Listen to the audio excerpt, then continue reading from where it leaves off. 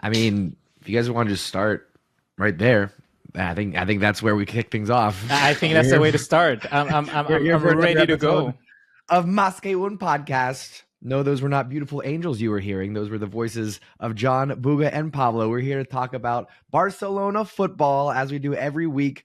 We got new episodes coming out every Monday, so make sure you are subscribed on whatever platform you're listening on. Today's episode, we're coming in hot, baby, fresh off of that Athletic Club big victory. And then right before that, Napoli victory. So we'll be talking about those two matches, the Champions League draw. We'll get into some of Gerard Pique's comments. Been a while since we've talked about Pique. I'll be excited to revisit some of those memories, but saying some potentially controversial comments. So we'll get into that and more. Before we dive in, how we doing, folks? Buga, how we feeling? Before you jump into the call, I was just telling Pablo, like, this is probably the best I felt watching Barcelona in a while. Like, in a while. It's been quite a week. It's literally just revolutionized my mood. I'm feeling better. I feel revitalized. Literally just knowing that your club plays good football. Baby. Exactly. So I don't know, just good vibes and bring it home. La Sexta is coming home. You too. Pablo, what about you? It's been Barca's best week potentially this season. There's no getting away from it. I said to Bulgar just now that probably our best week since we started the podcast in terms of coming off the back of some Barca results. I think so. It's season-defining week. You know, you beat Napoli in the Champions League. You beat Atleti at the Metropolitano 3-0. The last team to beat them at home was Barca in January 2023. They've played 25 home league games since then. They've won 23 of them and drawn 2. It's some win. With the players we had missing as well, it's a massive week for the club. It feels like we've peaked at the right time, and it's a really, really big week. You know, 2 big wins. Everyone's very happy about what's going on right now, and I'm sure we'll dissect all the little bits of it, but on the face of it, you know, what a great 5 days, really. Barcelona, away from home, 3-0 victory, clean sheet with 2 17-year-olds in the back line. Get out of here, dude. I'm feeling this club. I'm excited by what we're seeing. I'm excited for the future, but also for today. We are trending well. Ter Stegen, massive stops today.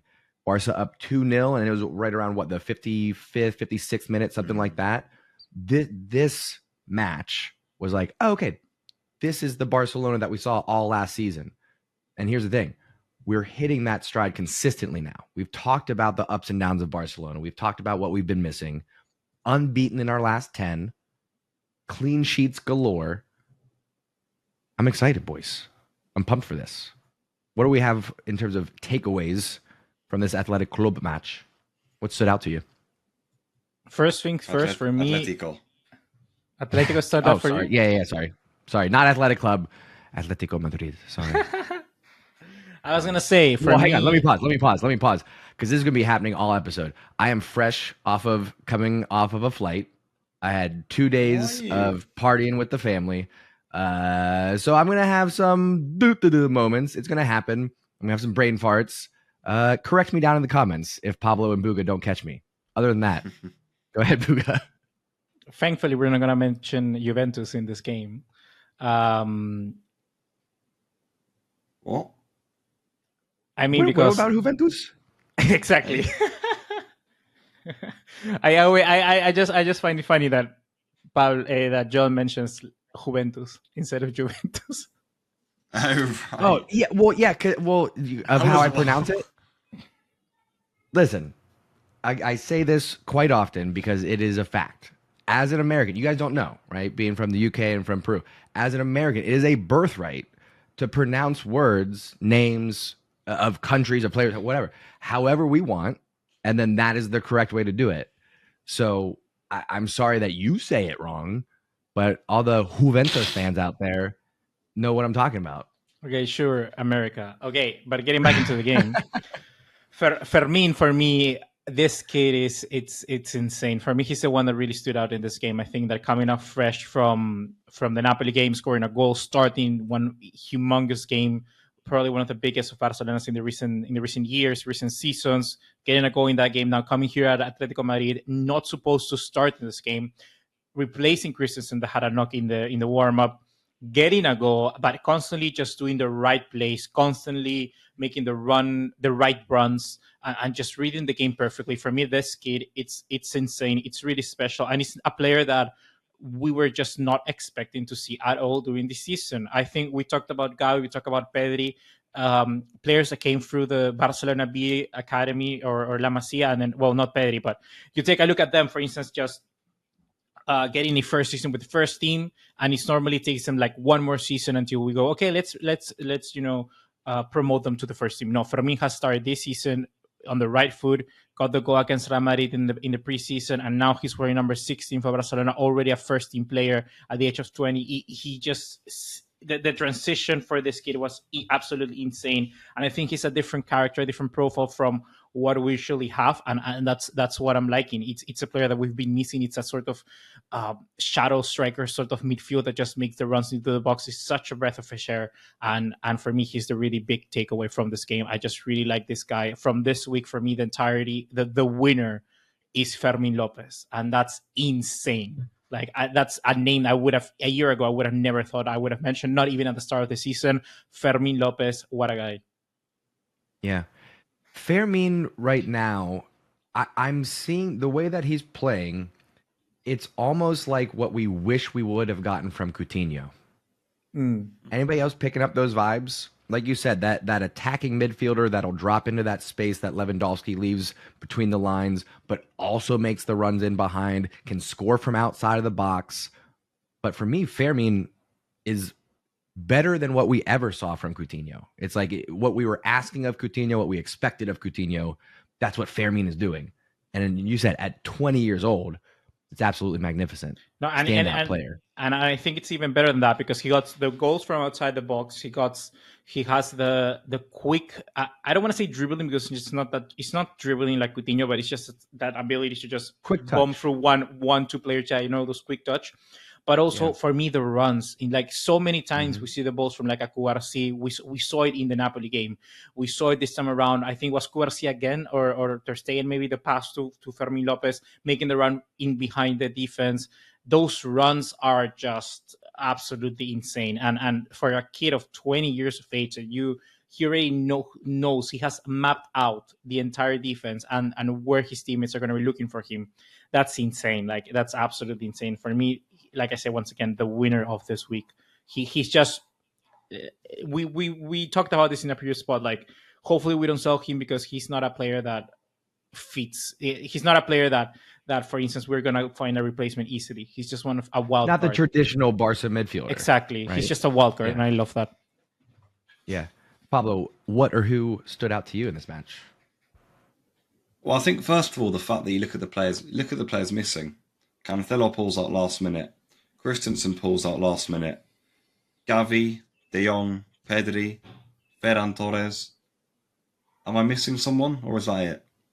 I think that might. Balde. Marcus Alonso just returned to the squad, but yeah. I mean, Balde big key player been missing. We talked about that on the last pod. Yeah, we did, yeah. Balde was the other one. That's an awful lot of players. It's an awful lot of players I've missing to go to the Metropolitano, by the way. An awful lot. Especially when you look at the last minute changes. I'm sure Cancelo and Christensen we're both gonna start tonight. Hector Ford comes in. How good did he look in the quarterfinal against Athletic Club away from home? And how good did he look against our left back? Sensational. We're just brushing over these guys.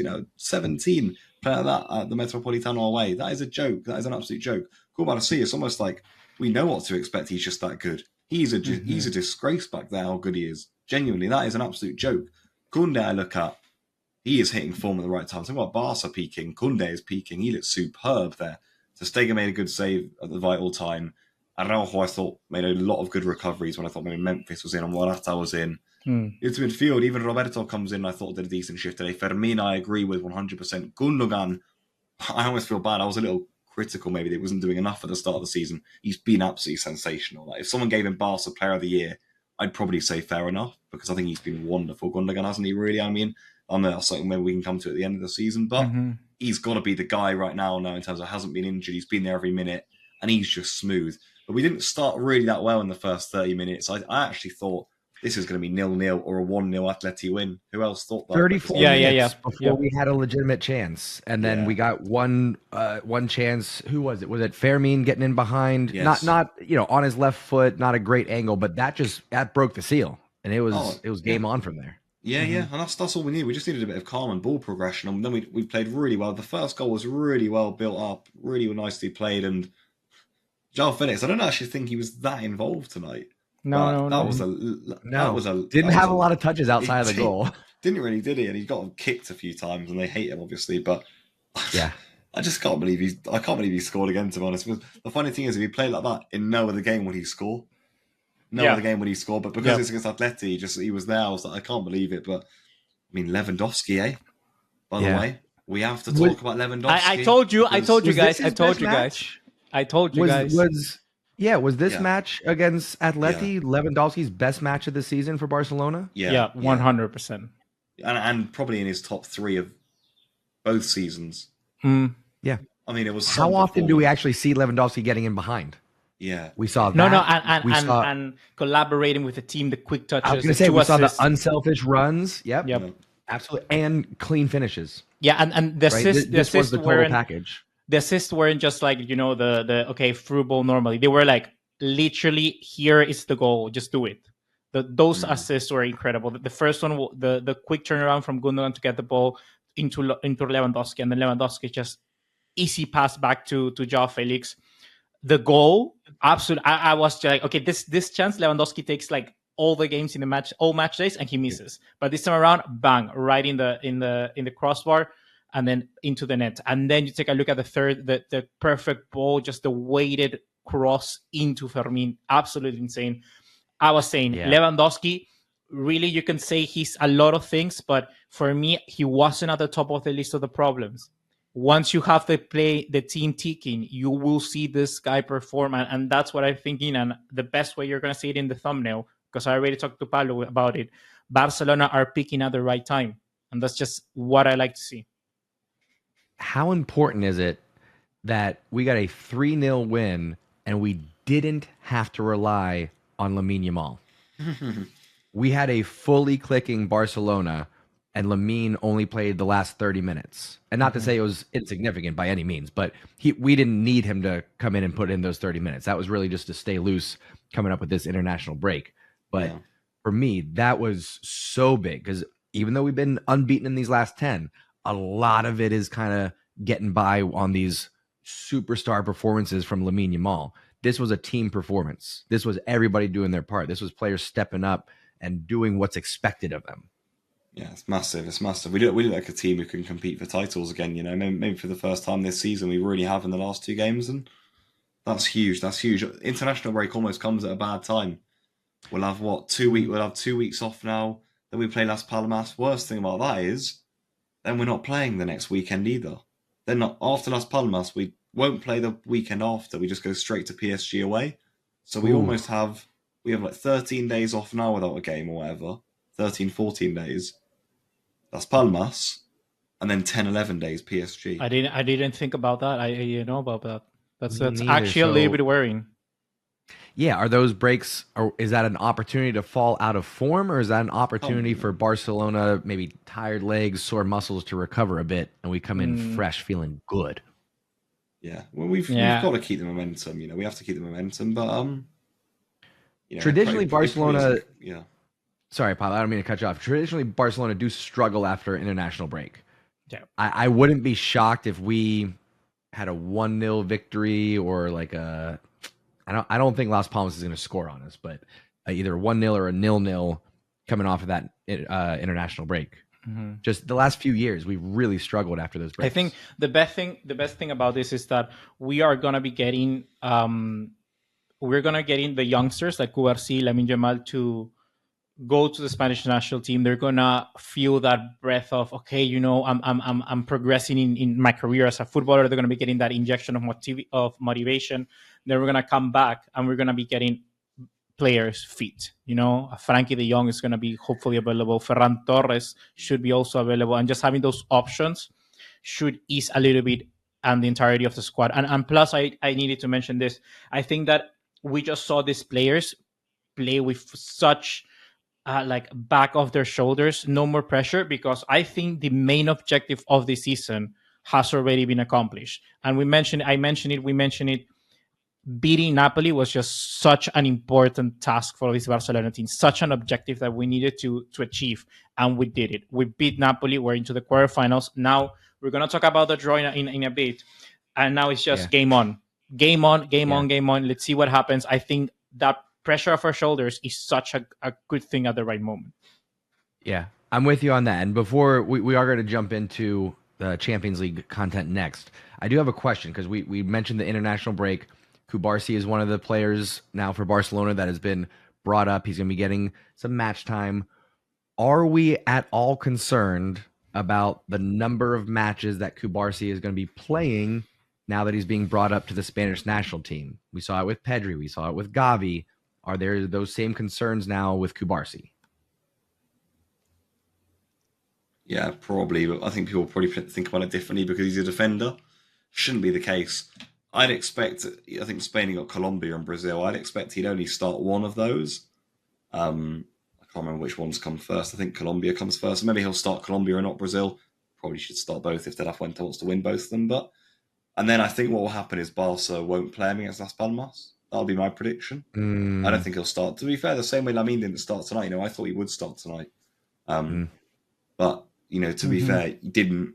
So I think Cubarsi won't play against Las Palmas, and then he's got the long break anyway for PSG. So that will have to be the way Xavi manages it. I'd think, because I think it is a worry. Yeah, it is, and I think especially when you consider the fact that he'll go to the Euros with Spain if he's not injured. Maybe we can't afford that again. I'm sorry. Yeah, learn the lesson from Pedri, right? I don't think anyone can be doing that really. Like, let's be honest with ourselves. Like, that isn't a good idea for any footballer, by the way. Not just our ones. Like, if it was playing for Rayo as well, I said the same thing. You can't be doing that, really. Like Euros then Olympics is too much. Pick one. Yeah. I think players struggle with that, because then you go, like, especially because the way the Olympics works, you probably only get one shot at being in the squad because of the way it's under 23s, and like you just never know if he'll be picked again.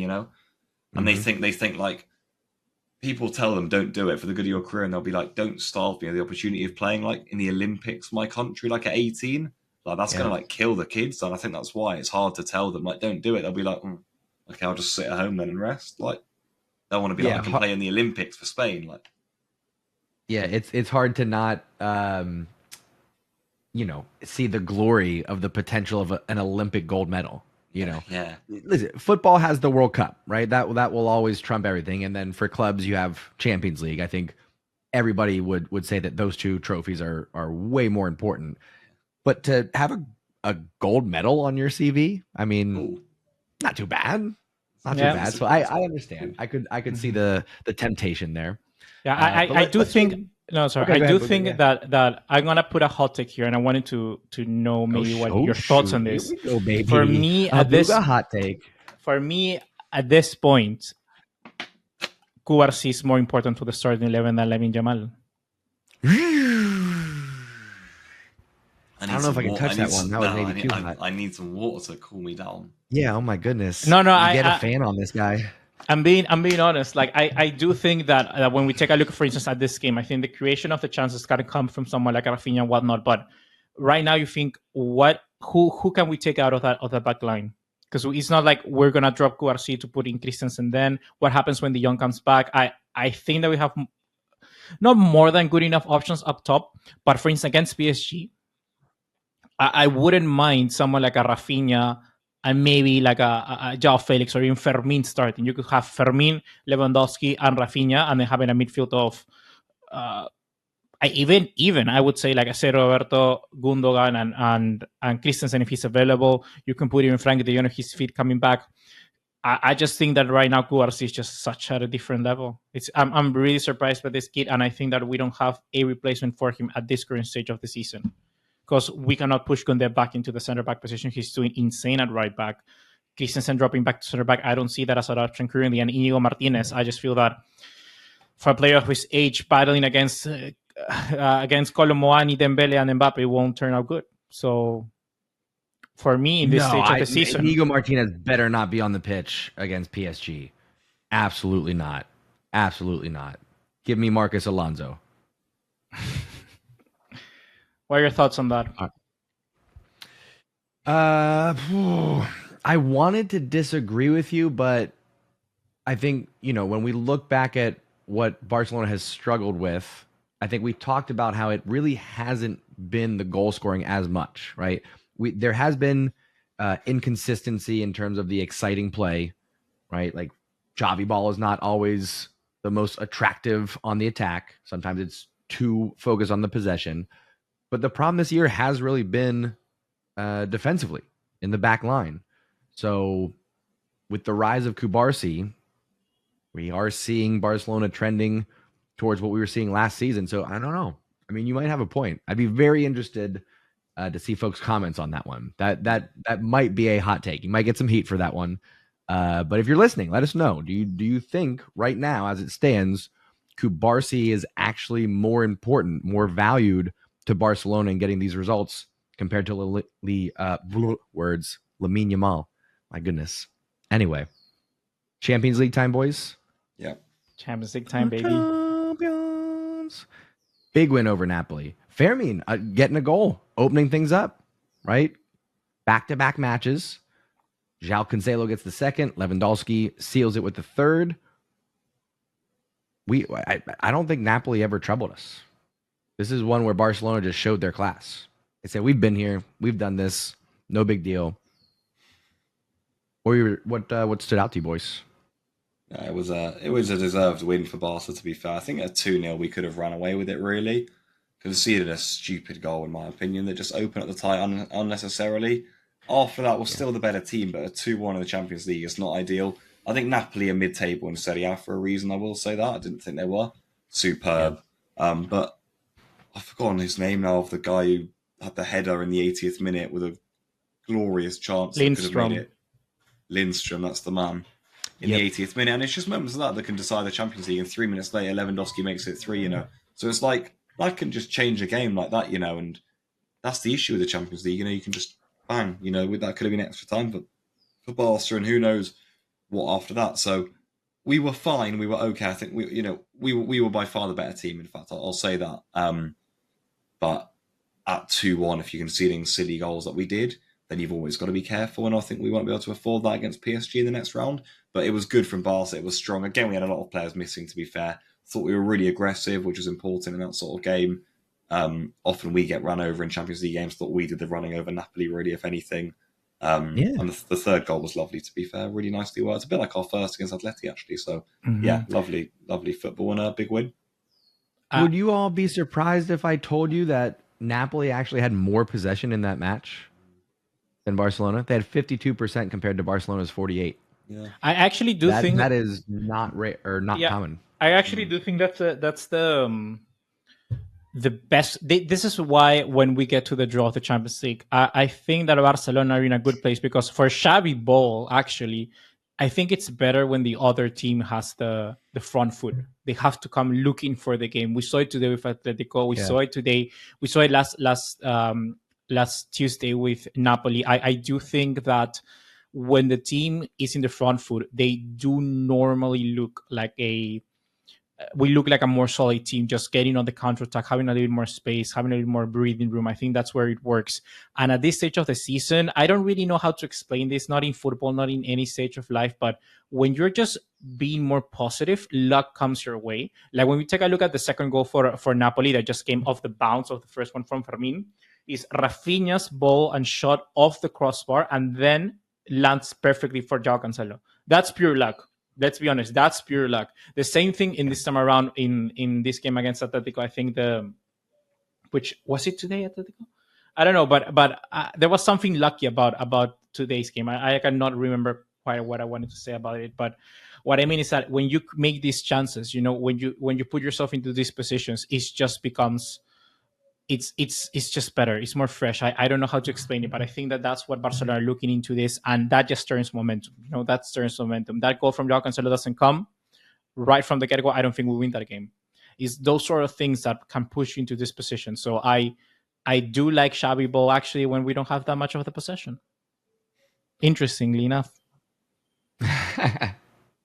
Yes, indeed. And speaking of interesting, what was your guys' reaction when we drew PSG? That's good news. Where Genuine. where would you put PSG in terms of like Who you wanted? top to bottom, who we wanted versus who we didn't want? I think I would have rather Dortmund, Atleti, and that's potentially it. And maybe Yeah, me too. Arsenal. No, I put Arsenal above PSG. I think that in terms Arsenal are a much better team than PSG. They're one of the best teams in England and Europe this season, but it's the Champions League. Yeah, that's what I was going to say. It's why, by the way, everyone's saying Arsenal, Bayern Munich, and they're saying like 10-2. Arsenal are so superior to Bayern Munich this season. I don't think people realise that. They are a much better team than Bayern Munich this season, but it's the Champions League, so you'd expect Bayern to go through. But in terms of who's better, Arsenal are one of the top 4 teams in Europe right now, I'd say. So PSG may be my third option I would have gone for. It's mainly the way the whole draw's worked out. I think it's worked really well for Barca. I know we all jumped on the group chat the second it was done.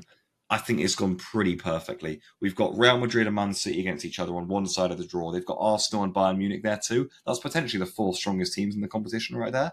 And then on our side, we've got PSG. We've got the second leg at home. And then if we win, we've got Atleti or Dortmund. Again, the second leg would be at home. Barca have got a really, really good route to the final. We've hit form at the right time. Are PSG going to be easy? No. They've got the sort of like the player who's probably the biggest kryptonite for everyone in the Champions League, that joke man up front. That's going to be incredibly difficult to deal with. But they've got Luis Enrique. They're a very good team. I don't think we're favourites, but this is a really, really good chance for Barcelona. And the players have got to give themselves like a smack on the face and wake up, because we have actually got the chance to make history here. If we wake up and take this seriously and play a tough game, we have got like the final in one hand. I'm telling you, we have got to go for this now. I think Xavi just said it's time to dream. I agree. You don't get chances like this very often. That last 8 is very strong. We've been put in a really good position. We've got to take it. Ooh, that might be the title of this episode. My goodness, Time Paolo. to dream for Barcelona. The chills. Like I was just gonna say, I got chills. Yes. Like it's like this. Like I don't know if it's better to speak it into existence or like don't talk about it. We don't want to scare it away. Yeah. No, I mean, for me, it was perfect. I wasn't watching the draw. I woke up and just like, bang, saw the draw, saw Barcelona PSG, and was like, that's literally the first matchup I saw was Arsenal Bayern. Then I saw the PSG Barcelona, and I was like, it's not bad. It's actually not. And then I saw who do we face in the semifinals. And for me, the best way to say it is that Barcelona has a chance of knocking any of those 3 teams out of the competition. And I even would have put Arsenal in that mix. And even Bayern Munich maybe a little bit. But what I mean is that Barcelona now has a chance equal. I think there's not maybe equal chance, but I do not feel that it's like there's a massive breach between what any of those teams can do and Barcelona can do. If Barcelona really play well, it's up to their day. They have good luck and everything. Players come back from injury. Barcelona can beat PSG. They can beat PSG. Yeah. They can beat Atletico. They can beat Dortmund. And like Pablo said, the second leg at home is massive. Montjuic against Napoli look absolutely insane. The way that fans just receive the coach from the players coming into the stadium, everything looked absolutely insane. So there's a good chance for Barcelona here. They have to take it.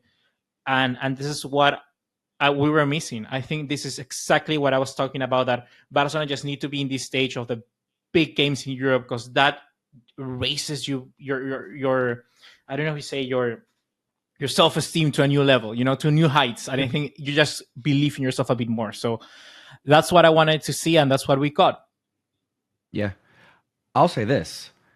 This Champions League draw is the perfect draw for Barcelona. We could have said, we'd rather have had an Atletico Madrid or a Dortmund for this round. However, I think PSG being right in that middle of the pack, they're a big enough target that if we take them down in this round, the momentum that we're going to have is going to just carry us right through a Dortmund or an Atleti. And then those 2 rounds will give us the confidence, like Buga said, to take it all the way to the final, baby. I am excited. I might be setting myself up for disappointment, right? We know this. we've seen Barcelona slip in their performance, but I mean, if it's not set up for a historic run, I don't know what is. Yeah, it'd be disappointing if we fall on our face from here. I will say that. I think everyone, all the players, would agree with that. PSG are a good team, but they're not that good. I don't think.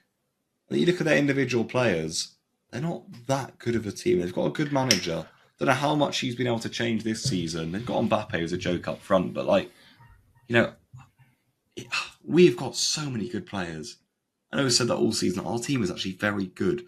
If we wake up and play Barca football, we're going to give them a really tough game. And PSG are one of those sides who leave spaces. They leave spaces, and we can exploit that. Luis Enrique is going to take the game to Barcelona, I think. That first leg being at the Parc des Princes is insane. I think that if we can get out of there like Napoli, like a 1-1 draw, take the game is still in our hands, take it back to Montjuic. We keep it within a goal. Yeah, keep it. I feel confident. We have to. I think. I don't know, man. A goal? I don't know. I want to draw. Yeah, I mean, imagine coming out of there 2-1. I think we can get a 1-goal victory at home and get it to extra time, bare minimum. Yeah, we can beat them like 3-1 at home and go through off of a 2-1 loss. For me, the key factor just Mbappe, man. That guy is a joke. It's a cheat code. He really is, and I don't know what we can do really to stop him. The pace. Do you go Koundé or Araujo for that match? It's going to be interesting. I actually go Koundé Araujo. I think Koundé's ticketing right back. Why? Because Mbappe is a player that he cuts inside, and when he cuts inside, he's going to beat Araujo, and I want just somebody else there rather than if he gets past Koundé, fair enough, but get past Araujo afterwards. That's what I wanted to see. We see the goal that he scored against Real Sociedad. That's something that I know he can do against Barcelona, but we have Araujo there. Maybe we can stop him. For me, the real thing about this matchup is whether we can score away from home. That for me is against Napoli. It took us a bit of time. If we need a goal at the Parc des Princes to go through. That's for me the best way that I can say it. Yeah. All right. Should we get some early predictions? Can we give predictions of the Champions League quickly? Yeah, we're like 3 weeks away from the first leg, but how do you see this? How do you see this playing out? Give me a score line for both legs of this PS. Oh, I haven't thought about that. Yeah, I have the whole bracket though. I have the whole brackets though. I have that. I don't have the score line. Right, give us your speed round of the brackets then, and then we'll do score lines. Okay, I think first of all we have Atletico versus Dortmund. And I think that Dortmund beat Atletico Madrid. I think that really Atletico Madrid really struggle when they are the team in the front foot. We see Atletico Madrid can pull up big performances, but it's such a big miss for them not playing the second leg at the Wanda Metropolitano. I think that in Signal Iduna Park, Dortmund can hit them on the counter with the players they hold with Malen, with Adeyemi. I actually do think that maybe Dortmund can cause an upset there. So I'm going to go Dortmund in the semifinals. I think that Barcelona can beat PSG. I think this maybe can be a tight 2-1 defeat at the Parc des Princes, maybe a 1-1 draw. I don't know, but take it back to Montjuic, then beat them like 2-1 as well or something like that, crazy like that. Maybe after extra time, Barcelona go to the semifinals. I'm going to finish this bracket off. I think Barcelona beat Dortmund in that bracket. Barcelona go to the final. Uh-huh. And then on the other side, I think Arsenal beat Bayern Munich. I think Real Madrid beat Manchester City.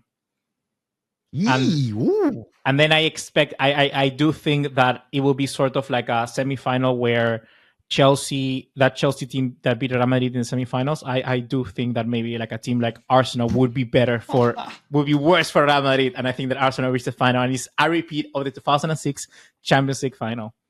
And it will be the same thing where like Rijkaard then retires. I don't know if he retired, but he just leaves Barca, right? And then Xavi leaves lifting La Sexta. That's my bracket. Between Arsenal beating Bayern Munich and Arsenal beating Real Madrid, this might be the first episode where the American doesn't get the most hate on in the comments. Arsenal fans, let's go all the way to the final. Maybe we'll get flooded with Arsenal support. Who knows? Yeah, in Dortmund. I said Dortmund beat Atletico as well. Yeah, you've I gone could wild. see that, but I do think that the Atleti that we saw playing Barcelona today in La Liga is not the Atleti we're going to see in Champions League. I mean, think about the physical and mental tax that their extra time Champions League match took, and then not the quickest turnaround, but not a full week's rest coming back and playing Barcelona. And I think you saw that there was some wear and tear mentally and physically. Okay, your brackets, guys. Your brackets. Oh boy. Okay, my bracket, just rapid fire. Obviously, we beat PSG. We'll get to scorelines here next.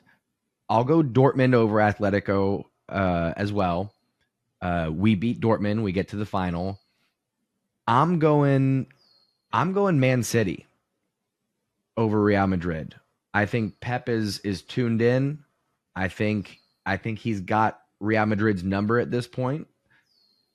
I don't want to underestimate Carlos Ancelotti. He's, I hate to say this, but one of the top managers of this generation. When you look at his no, CV. he's 100%. No problem in admitting that. Yeah, so I don't want to underestimate him, but I'm going Pep in this one. I think Arsenal Bayern is going to be the most exciting tie of this tournament. I think both matches are going to be like 4-3, 4-4. It just goals galore. But I'm going Bayern. And then I'm going City over Bayern. And I think we see a Xavi versus Pep final. Barcelona versus Man City at Wembley, baby. Pablo, where you at? I'm actually so conflicted. By the way, the most wild thing about Bulgar's bracket was comparing what Arsenal could do to fucking Tuchel's Chelsea. That wasn't any just like normal Chelsea team that rocked up and dismantled Real Madrid, eh? No, they were good. American players of all time. No, but that's what I mean. I think that they dismembered them, by the way. Yeah, I do think that Real Madrid, when they're not favorites or when they're not matched against a team of their equal opposition, like we saw Leipzig could have beaten Real Madrid on the round of 16. Let's be honest. Should have. So if there's just one team an inch better than that, I think stuff happens. The way I see this bracket is, I think if Real Madrid beat Man City, I think they've won the Champions League. For me, Man City are the only team in Europe who can stop Real Madrid in the Champions League.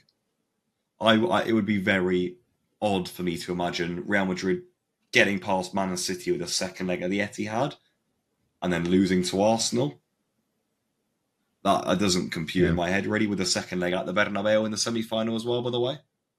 Yeah. I couldn't see that. I think that's a good shout. So conflicted. I'm going to go Barca against PSG. I think we can do something special. You've convinced me to go Dortmund as well, because it's such an Atletico. It is, but it could be the stupidest thing, because Atletico could just win 3-0 and we go, well, obviously, it's Dortmund. Right, yeah. But you are right, there's something about Atletico when they should win. They do not like that at all. Nope. They hate when they should win. So I think they could slip up and down. So I'll go Dortmund and Barca. Yeah. Then you have to go Barca. On the other bracket, my hands are tied here. I'm sorry, I'm really, really struggling. Because this is what I'm going to say. I think it'll either be Arsenal v Man City or Real versus Bayern. I don't think it'll be one or the other. I don't think we'll see Real Arsenal or Bayern Man City. So you're saying Arsenal versus Man City or Real versus Bayern? Okay. Yeah, I think that's an interesting way to look at it. To pick one, I'm going to go Arsenal Man City to pick one. Okay. But I want to repeat if Real Madrid beat. But then who gets through the final in that case? Man City. Nah, Arsenal. All of a sudden, Buka's sneaking in as an Arsenal supporter here. All of a sudden, you know what I do? I think Arsenal have got all the tools to beat anyone, by the way, but I think they won't because it's the Champions League. You need a certain aura to be in the Champions League. We said the same thing. That's why you can't put Arsenal 2006. Arsenal 2006. Yeah. They reached the final. Yeah, but I don't see Thierry Henry anywhere on the pitch for Arsenal. Number one. Number two, I think that's a good point in terms of Arsenal's mentality. That's what's held them back from winning the Premier League title these last few years. It's not the quality, it's not the tactics, it's the mentality. I don't think they see themselves they as just champion. They beat the Real Madrid in the round of 16 that time around. They beat Juventus. I mean, they got Villarreal in the semifinals, but I don't know. I'm just saying. They were like winners around then as well. They'd won the Premier League 2 years ago unbeaten. Yeah. Okay. You know, what have they won? We're now? overlooking a big. Well, hang on. No, actually, we need to circle back. All right, I'm going to rein this in. Quickly back to PSG because I want to get scoreline predictions, and then I got one other PSG related question here. So, who wants to go first? First leg and second leg. What are your scorelines? Since you're pausing, I'm gonna hit you with mine. I'm going Barcelona lose 2-1 in Paris, win 3-0 at home at the Montjuic. Ooh, that's not. I'm going 2-1 PSG to the Parc des Princes. No, that's wrong. That's actually wrong. 2-1 Barcelona at Montjuic. Extra time. We go to penalties, and Demele misses the penalty. Ooh, and we go to the round of 16 with the fifth penalty being taken by Fermin Lopez. Yeah, you know what? He's gone to you, John. You're wrong, and then rattled off that prediction. Rattled off like an absolute dreamland prediction. I think that Demele, he won't be on the pitch after. I'm just gonna say. I think in this season there's gonna be one game that I won't be able to take, like emotionally. There's one game that's gonna happen that will break me. It's either gonna be a Barcelona Real Madrid final in the final of the Champions League, or is it going to be like a penalty shootout against someone? I am not kidding. I was watching Arsenal Porto. I watched Atletico Real Madrid. Inter Atletico penalties, and my heart was pounding. And they were not my teams. If this happened to Barcelona, I literally might not make it to the pod that week. I might not make it to the podcast that week. I might be in intensive care somewhere. We have to get a life alert I just love the idea of Bulgari's got no affiliation to any of those four teams. Sat there, heart pounding. I was. That man lives and breathes football. I do. Yes, indeed. Penalties. There's something else. Oh boy! All right, Pablo. What's the scoreline going to be? I'm going to go 2-2 at the Parc des Princes, whatever you'd call it. I'm going to go 2-2, yeah. And then at Montjuic, I'm going to go 3-1 Barca. Big scorelines from you too. Yeah. Yeah, that's a lot of goals. I'm into it. Okay, we'll see. Let us know in the comments, folks. We do want to hear from you, so keep those comments coming in. Let us know what you think about the bracket predictions, and then what are your predictions for these upcoming matches versus PSG? Give us both the home and away leg. We'd love to hear from you. My last question about PSG. You guys said the name Demele. What do you think the response is going to be when he returns to Barcelona? Do you think that he's going to have a significant role in this tie? I already said he was going to miss the penalty, so yeah. And I think that people are going to trash him like they trashed Joao Felix today. I think people are really going to go at him like quite a lot. I think the squad, Luis Figo style. Yeah. I think the squad will be sort of, they will respond well. Like they don't mind. They're professionals, right? But I'm not too sure. I don't quite know whether that's going to take a toll on Dembele or not. Because sometimes Demele is really like an oblivious player, and it seems like nothing matters to him.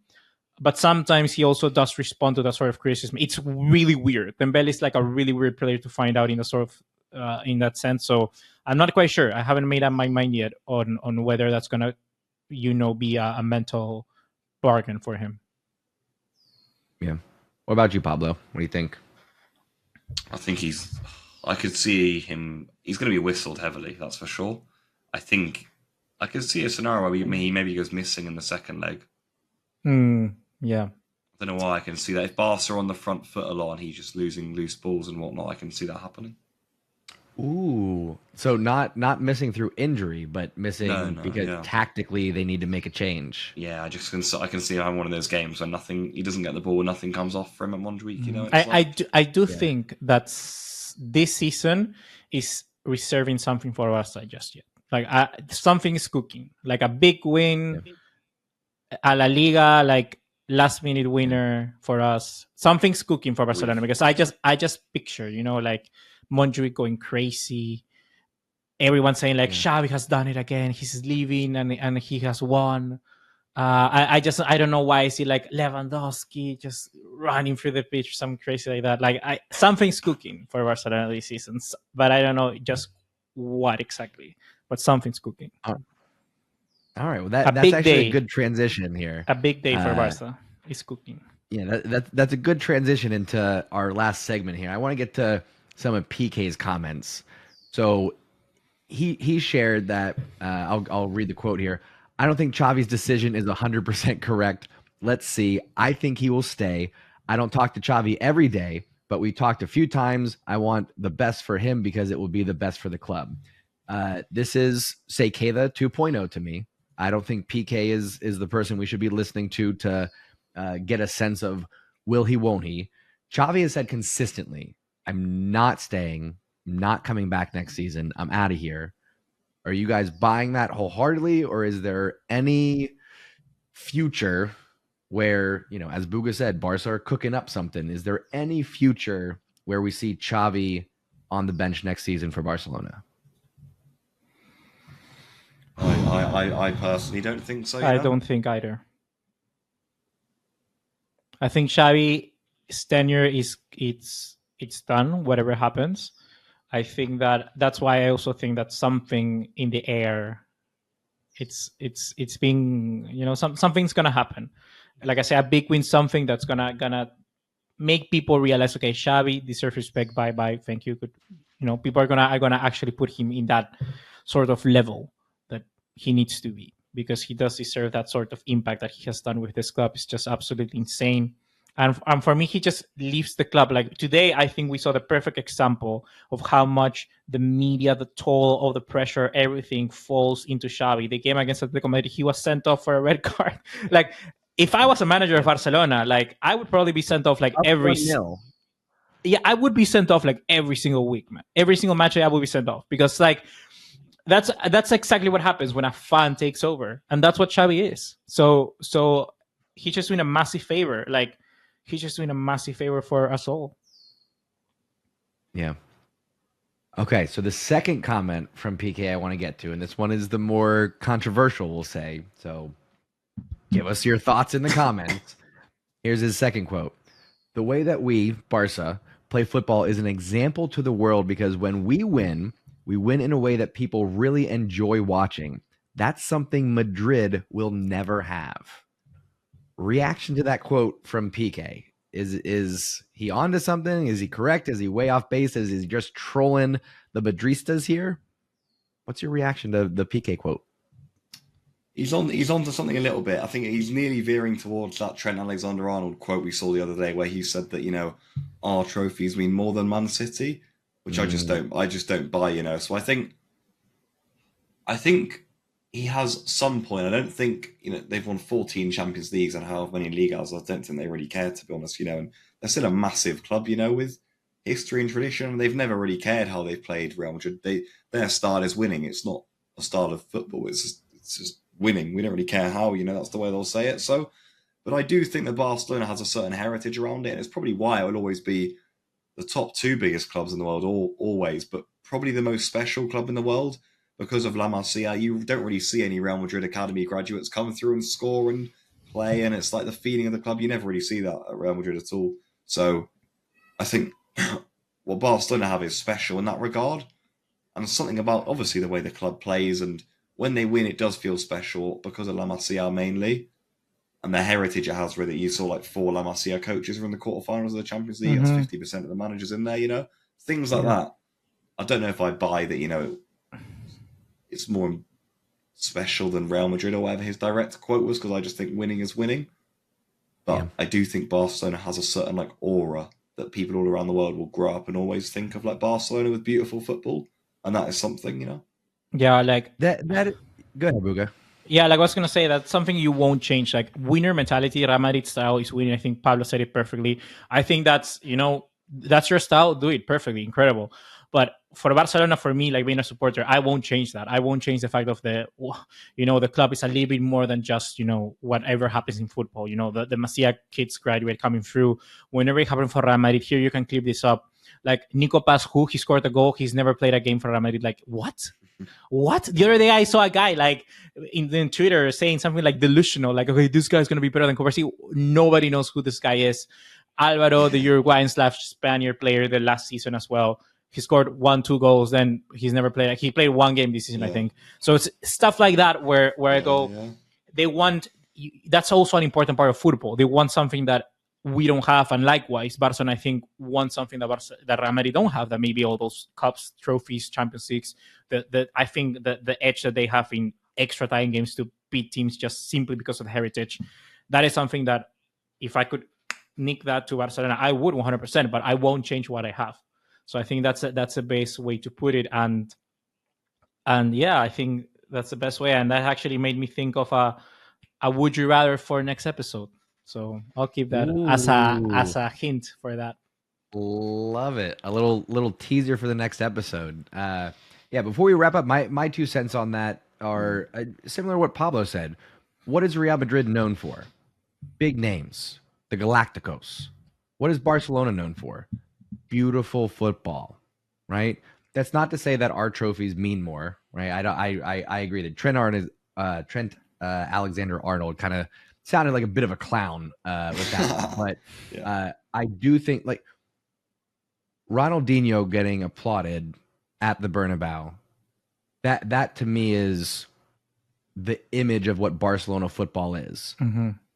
You have to love it. You have to appreciate it when it's at its best. Not that Barcelona are there all the time. We have our ugly football as well. But peak Barcelona is beautiful football. It is undeniably attractive. And that's why we're all here. Yeah, like for me, the best thing of saying it is like Barcelona has and will forever have the best team of football that ever played the sport. That is something that I believe only Barcelona can do and replicate again. Like, I think that's the biggest kudos I can give to anybody out there of any sports, anything ever. That's just something that won't be replicated. And that's what I think Pique is sort of referring to. And you just have to like it. It's different styles. I always say, like in Spanish, you have resultadistas who are like who wants to win, and fair play. If you want to win, go for it. Winning is not bad. But then you have people who like maybe sports or life or something else than just the winning and the recognition. So I think that's a difference, and you just fall into whatever category you are more accustomed to. Yes, indeed. All right, we'll wrap up there. Another pod in the books. Again, give us your questions, your comments, your opinions down below. And we'll be back next week. It is going to be an international break, so we'll maybe catch up on the Spanish national team, some other Barcelona player performances, but we'll probably have some interesting topics to get into. Maybe we'll talk things off the pitch. Who knows? Let us know, again, down in the comments if you want us to get to anything specific, anything we haven't discussed yet. Let us know down in the comments. We will have that Would You Rather coming up from Buga, so make sure you tune in next week. Thank you so much for listening. We'll see you next time right here on Más que un Podcast. Bye.